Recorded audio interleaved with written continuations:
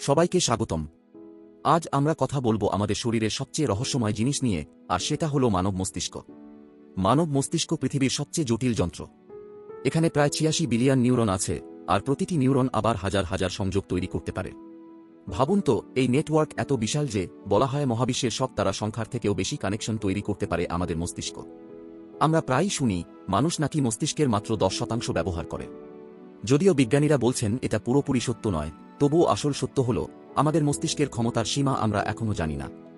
একজন সঙ্গীতশিল্পী যখন হঠাৎ নতুন সুর তৈরি করে, কিংবা একজন গণিতবিদ জটিল সমীকরণ সমাধান করে ফেলে, সেটা দেখায় মস্তিষ্কের অসাধারণ সৃজনশীলতা। আরেকটা মজার দিক হল স্বপ্ন। প্রতিদিন রাতে আমরা স্বপ্ন দেখি, কিন্তু কেন দেখি? কেন হঠাৎ করে কোনো পুরনো ঘটনা বা মানুষের মুখ আমাদের মনে আসে, এখনও বিজ্ঞান পুরোপুরি ব্যাখ্যা করতে পারেনি। এমনকি মস্তিষ্কের স্মৃতিও রহস্যময়। তুমি হয়তো হঠাৎ কোনো গান শুনে ছোটবেলার কোনো দিনকে একদম পরিষ্কার মনে করতে পারবে, যেটা অনেক বছর ধরে ভুলে গিয়েছিলে। মানে স্মৃতি কখনো হারায় না, শুধু লুকিয়ে থাকে।